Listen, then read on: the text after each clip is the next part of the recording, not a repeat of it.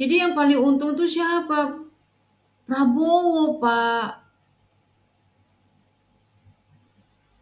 Bapak kenapa mengorbankan diri dan keluarga? Dan juga yang jadi masalah yang besar itu adalah Bapak mengorbankan apa yang sudah Bapak bangun selama ini.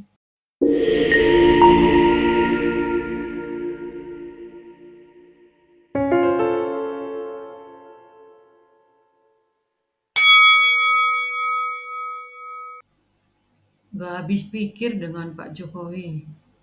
Bagaimana hitung-hitungannya? Kok bisa sampai membiarkan Gibran melewati jalan seperti ini menuju R2? Bapak pintar membangun infrastruktur. Tapi kok hitung-hitungannya itu nggak cermat. Coba lihat tadi di gedung DPR MPR. Ketika nama Gibran disebut, ada teriakan, ini kan peristiwa penting, Pak. Memalukan. Karena didengar oleh seluruh dunia. Dan ini yang Bapak mau bawa pulang ke Solo. Ketika Bapak selesai 10 tahun membangun Indonesia. Harusnya kan tidak begitu, Pak. Kalau proyeksinya mau Gibran nanti 2029, Bapak apa enggak mempertimbangkan setelah Gibran melewati carut marut cara seperti ini, apakah masih ada yang mau memilih Gibran tahun 2029? Sekarang saja netizen bereaksi, Pak. Dan itu akan tersimpan terus sampai 5 tahun ke depan. Jadi nggak habis pikir gitu loh. Apa yang ada di dalam kepala Pak Jokowi? Kalau sekarang Gibran itu kan baru umur 37. Kita tambah 5 tahun lagi jadi 42. 42 itu kan masih muda sekali, Pak. Nah, kalau dia melewati proses yang baik, dulu aja waktu menjadi wali kota Solo, juga sudah melalui cara yang nggak bagus. Bapak memakai kekuatan Bapak untuk mempengaruhi. Harusnya kan tidak seperti itu. Kalau Pak Jokowi itu adalah orang baik. Dulu kan katanya kan Pak Ahmad Purnomo itu kan sudah melewati proses dari bawah sampai 3 proses. Akhirnya keluar nama Pak Ahmad Purnomo, wali kota Solo. Terus tiba-tiba karena Gibran ingin menjabat, entah itu dari Gibran, entah itu dari keprihatinan seorang bapak, terus akhirnya Bapak matur ke Pak Rudi mengatakan Gibran mau menjadi wali kota. Gibran memang bagus melayani rakyat. Memang dia sangat serius, dia punya hati. Tapi caranya ini loh Pak, dari satu sisi itu saja sudah nggak bagus. Kenapa diteruskan lagi pada waktu R2? Jadi apa alasannya Pak Jokowi sebenarnya? Kalau Bapak ingin membantu estafet masalah IKN dengan menyisipkan Gibran, dan itu juga hanya mungkin bisa bertahan 5 tahun. Karena Gibran juga mungkin tidak akan ada lagi mau pilih tahun 2029. Masalah IKN itu kan masih perjalanan yang sangat panjang, Pak. Untuk membangun sebuah ibu kota yang dimana nanti menjadi pusat kapital dari sebuah negara. Jakarta itu dibangun berapa tahun, Pak? Sehingga baru bisa seperti itu, Pak. Sehingga pusat keuangan itu ada di Jakarta. Nah, IKN ini mau dibangun seperti apa? Tentu kan kita berharap IKN ini bisa bertumbuh dengan adanya pusat pemerintahan di sana sehingga ekonomi bertumbuh. Ya, kita harapkan seperti Jakarta lah minimal. Dan bicara tentang IKN kan itu jangka panjang, Pak. Karena bicara tentang kemasyarakatan, penghidupan di sana, bagaimana sumber daya di sana. Di sana kan SDM-nya beda dengan di Jawa. Coba Bapak lihat, ada nggak orang Jakarta yang mau kuliah ke Kalimantan? Kampus-kampus terbaik kan ada di Jawa. Orang Kalimantan lah yang datang ke Jawa untuk kuliah. Bukan kita mendiskreditkan masyarakat Kalimantan. Masyarakat Kalimantan tuh pintar-pintar pasti. Tapi kan infrastruktur di sana bukan hanya kita cerita infrastruktur IKN, infrastruktur secara keseluruhan. Kalau kita mau cerita Pulau Kalimantan. Jadi perlu perjalanan masih sangat panjang, Pak. Kalau Bapak mengkhawatirkan masalah IKN. Jadi ini tidak mendasar dan tidak menjadi solusi dari yang Pak Jokowi pikirkan. Apabila alasannya itu karena Bapak tersinggung karena disebut sebagai petugas partai, rasanya juga kurang tepat dan tidak menjadi dasar juga karena Pak Jokowi dulu malah mengakui sebagai petugas partai waktu mau pelantikan presiden tahun 2014. Terus juga Gibran menjadi calon wali kota itu adalah tahun 2019. Nah, isu-isu Bapak disebut sebagai petugas partai yang mungkin katanya Bapak jadi tersinggung. Tapi tidak ada statement Pak Jokowi tersinggung. Media lah yang mengeksplorasi itu. Jadi itu memang tidak menjadikan dasar juga kenapa Bapak akhirnya memakai jalan seperti ini.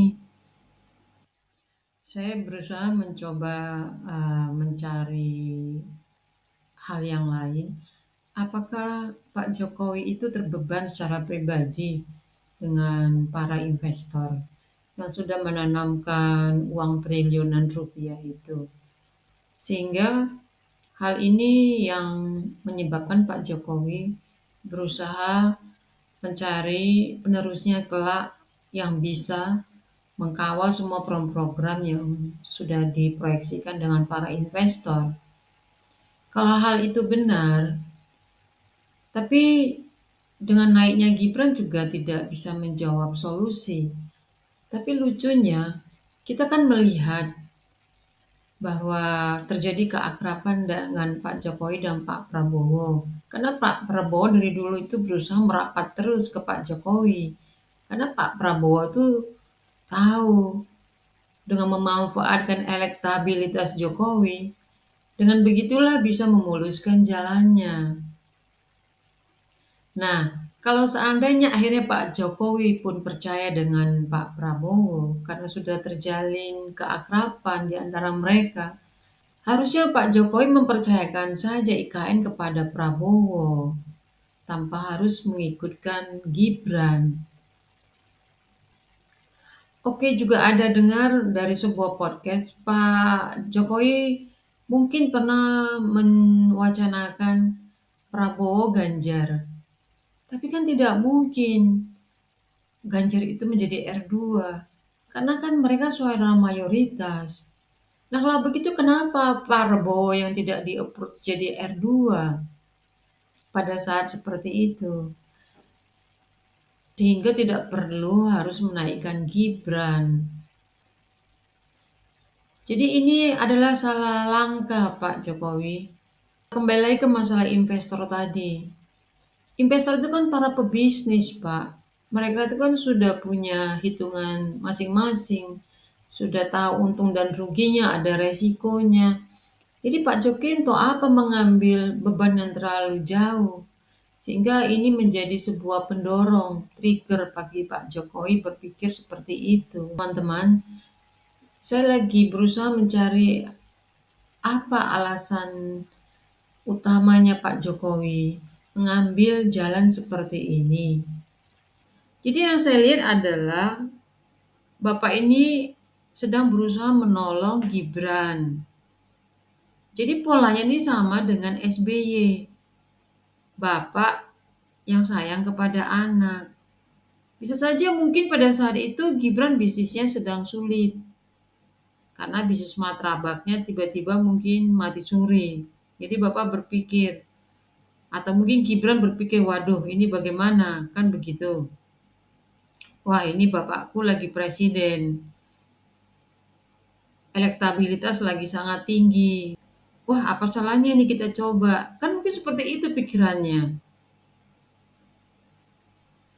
Ya itu boleh-boleh saja menurut saya, tapi sudah keterlaluan Pak. Karena Gibran naik wali kota Solo, satu dengan cara yang kurang etis. Oke. Terus masih juga akhirnya Bobby naik lagi. Sudah dua. Terus Gibran memakai cara yang tidak bagus, tiga. Terus Kaisang lagi. Jadi Pak Jokowi ini kok bagaimana ya? Kok tidak menyadari nanti akibatnya itu loh Pak. Ke Bapak sendiri, ke keluarga Bapak. Kita ini pendukung Bapak dari dulu, sayang sama Pak Jokowi. Kita kan sedih, kasihan sama Pak Jokowi karena Pak Jokowi itu sudah membangun bangsa ini, sudah melakukan banyak hal. Harusnya kan Bapak itu bahkan sudah digadang-gadang jadi ketua untuk memimpin United Nation. Seperti sudah ada wacana seperti itu. Nah dengan adanya situasi seperti ini, ya bubarlah. Boro-boro Bapak bisa tidur tenang di Solo. Mungkin Bapak sekarang, tadi saya lihat fotonya Bapak di acara di gedung DPR MPR itu. Miris sekali hatiku melihat Pak Jokowi. Pak Jokowi berusaha menutupinya. Pak Jokowi itu pasti ada ganjelan di dalam. Sedih sekali Pak melihat seperti itu. Karena bagi kami itu Pak Jokowi itu orang baik. Siapa yang dulu itu mempengaruhi Pak Jokowi? Sampai Bapak itu mengambil langkah seperti ini. Coba kita lihat siapa yang diuntungkan nanti. Nama Bapak yang sudah melejit jadi menurun. Nama Prabowo yang dulu kurang sedap sekarang jadi meningkat karena dia R1. Nanti kehadiran Gibran jadi duri di dalam pemerintahannya Prabowo. Lama-lama hubungan Prabowo sama Gibran jadi bermasalah mungkin kan. Nah ujung-ujungnya Bapak juga pusing lagi nanti. Jadi yang paling untung itu siapa?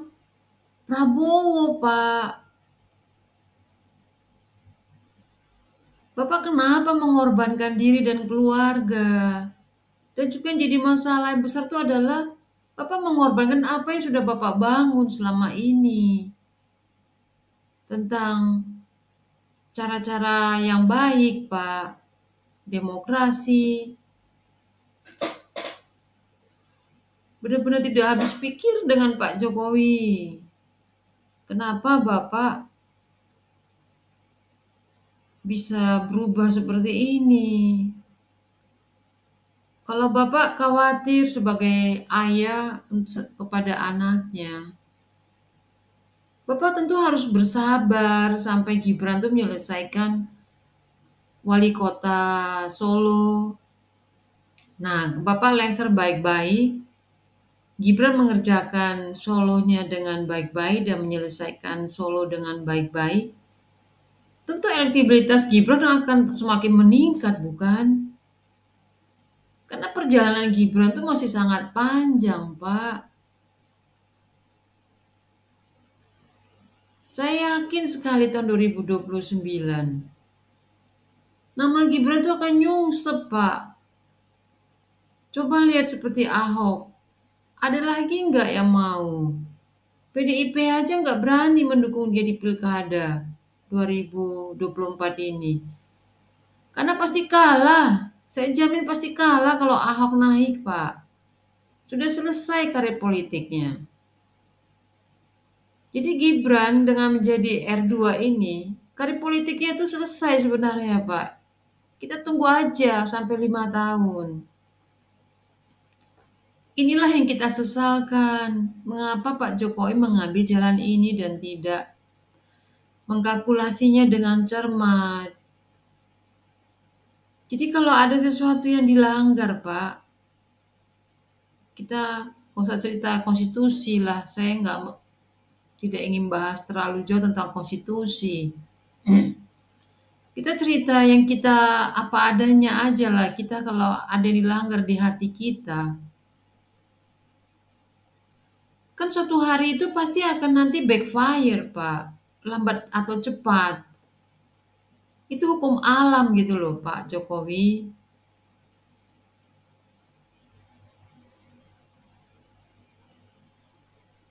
Benar-benar tak habis pikir dengan Pak Jokowi. Mengapa mengambil jalan seperti ini? Jadi saya menyimpulkan, saya lebih melihat kenapa Pak Jokowi mengambil langkah-langkah seperti ini. Itu lebih dikarenakan alasan personal untuk menolong Gibran. Dan pada akhirnya ini keterusan sampai terbentuklah yang disebut dinasti keluarga. Tapi saya akan bahas nanti di video lain bahwa partai-partai punya dosa juga terbentuknya dinasti keluarga ini dan tidak bisa disalahkan 100% kepada Pak Jokowi. Walau betul Pak Jokowi menjadi kuncinya untuk menyetop itu semua. Karena Pak Jokowi tentu punya power, punya karisma kepada anak-anak dan menantunya. Dan Pak Jokowi harusnya kan bisa saja mengatakan setelah Gibran harusnya sudah stop. Ini kan sebenarnya juga ada dosanya partai. Nanti kita bahas di video yang berikutnya. Oke, coba kalian tulis komentar kalian. Apa pandangan kalian dan coba telusuri. Menurut kalian alasannya apa? Kenapa Jokowi sampai mengambil jalan konyol seperti ini? Ini konyol. Karena yang rugi besar itu sebenarnya adalah Pak Jokowi.